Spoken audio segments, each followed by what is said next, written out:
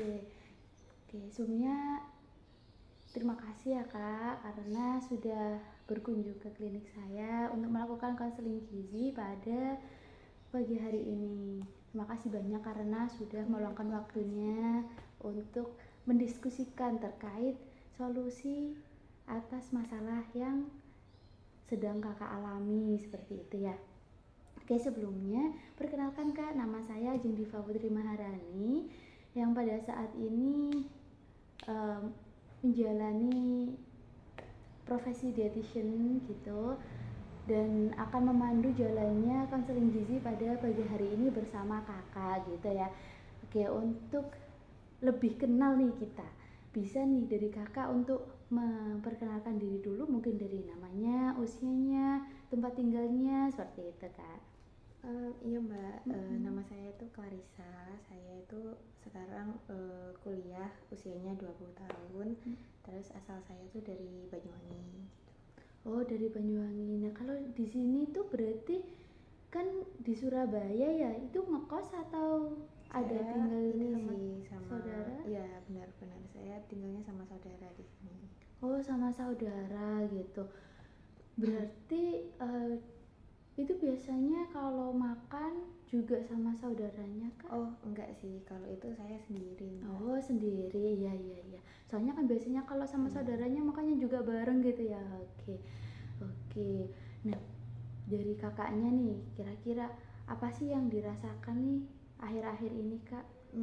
Jadi saya datang ke sini tuh sebenarnya saya itu kayak akhir-akhir ini beberapa minggu yang lalu itu mulai ngerasa apa ya Mbak, kayak lemes gitu, terus kayak kurang fokus, apalagi kan pas kuliah kan saya kan biasanya duduk di bangku kuliah tuh lama gitu, perhatiin dosen gitu kan, itu kayak nggak fokus Mbak. Terus apa ya, gampang capek gitu, bahkan kalau aktivitas sedikit aja tuh gampang capek gitu.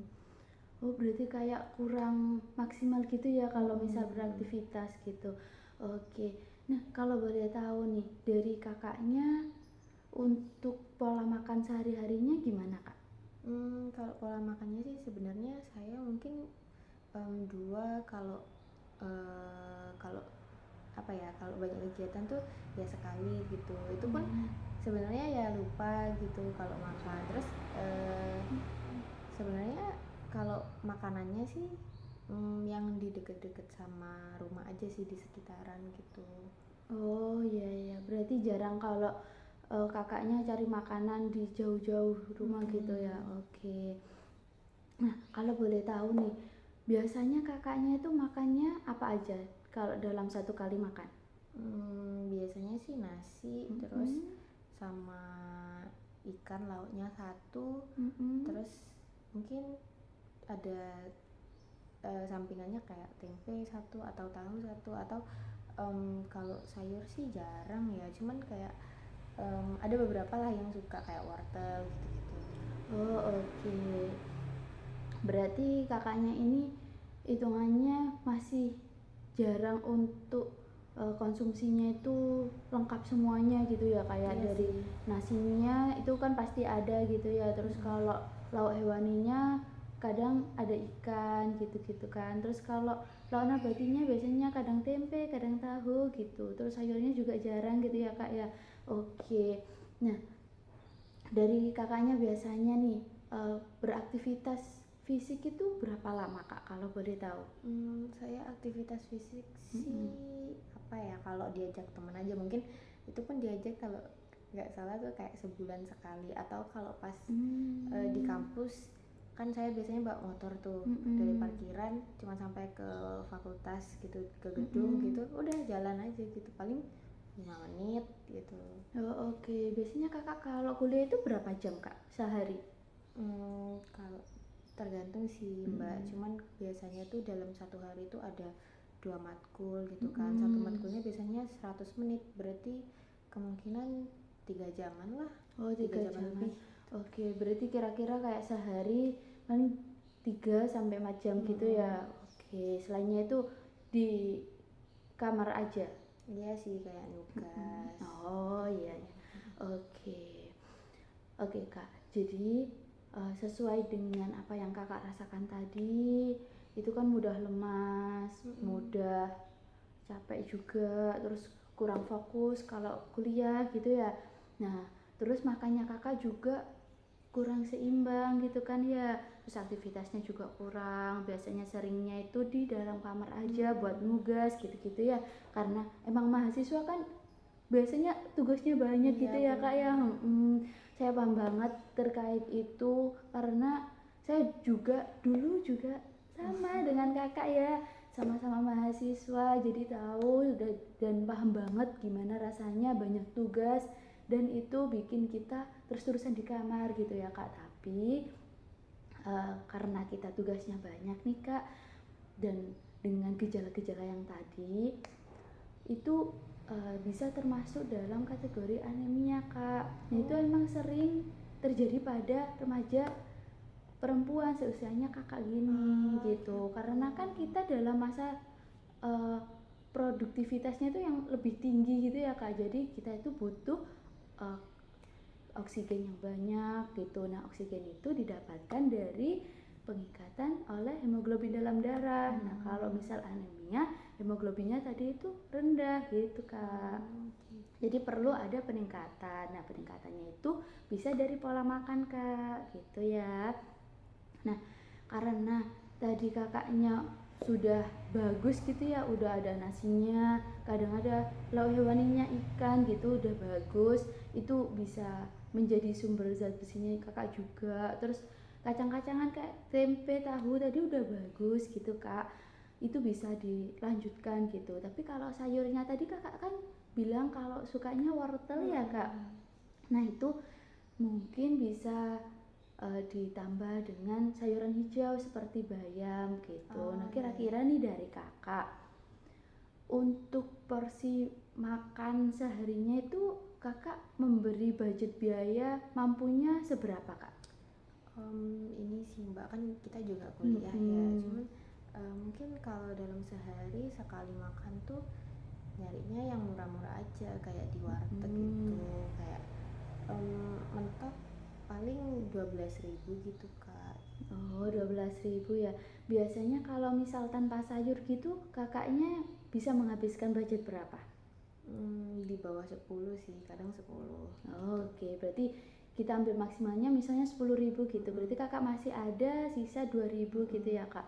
Kalau misal nih dari kakak untuk membeli sayuran hijau seperti bayam sebesar 2.000 tadi, kira-kira dari kakak apakah mampu atau merasa masih kurang atau ya apa kak? Bisa sih mbak, cuman ya itu kadang selera ya. Kalau mungkin bayam juga biasanya kan cuma di sayur bening gitu kan. Sebenarnya aku bisa sih kalau makan itu, cuman kalau yang sayur hijau lain tuh kan kadang gimana gitu kan. Oke.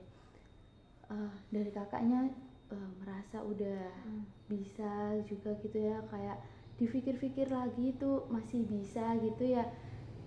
Jadi itu nanti bisa jadi langkah awal gitu kak, buat kakak melakukan perubahan perilakunya, buat konsumsi makanan yang lebih bergizi juga, terus bisa menjadi tambahan sumber zat besi juga buat kakaknya, biar kadar HB-nya dalam tubuhnya itu meningkat gitu dan nggak jadi anemia lagi gitu kak. Nah kira-kira nih dari kakak, kalau misal kita melakukan perubahan perilaku gitu, dari kakaknya juga mulai melakukan perubahan konsumsi makannya, aktivitasnya juga diatur lagi gitu, kira-kira dari kakak pernah terfikirkan kah kalau misal nanti kakaknya perilakunya diubah gitu, kakak akan mendapatkan manfaat apa gitu mungkin?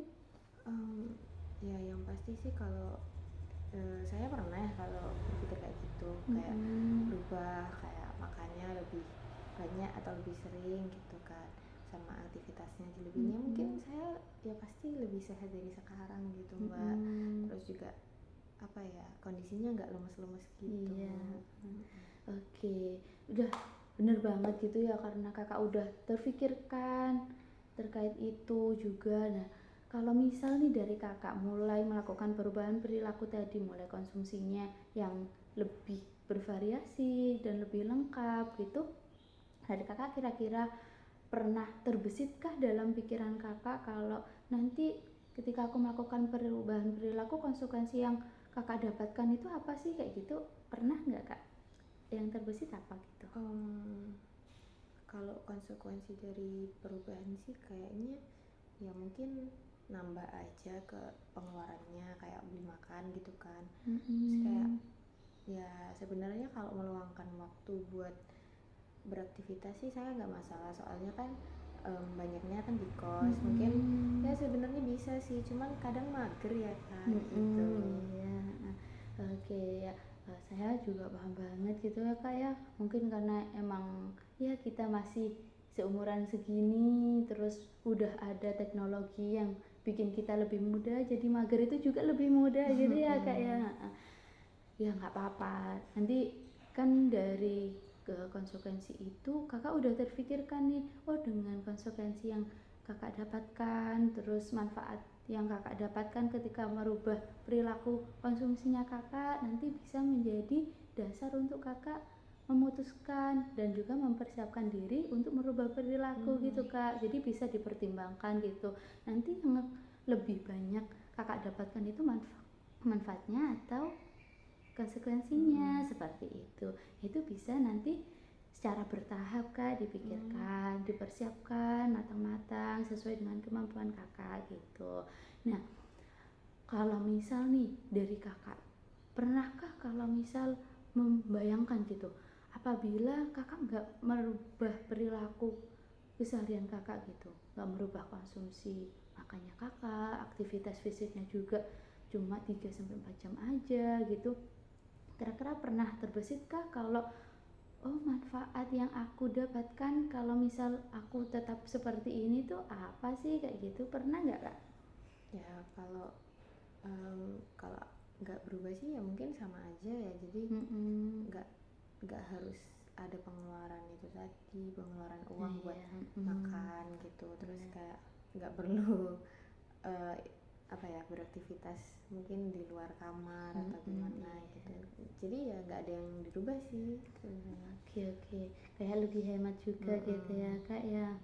Oke, tapi kalau misal seperti itu tuh kak, kakak pernah nggak sih berpikir kayak kalau aku nggak berubah nih, aku bakal jadi kayak gini gitu? Pernah gak kayak konsekuensi atau nanti bisa menyebabkan hal yang kurang baik gitu misalnya, kak pernah kak kalau berpikir atau terpikirkan terkait itu?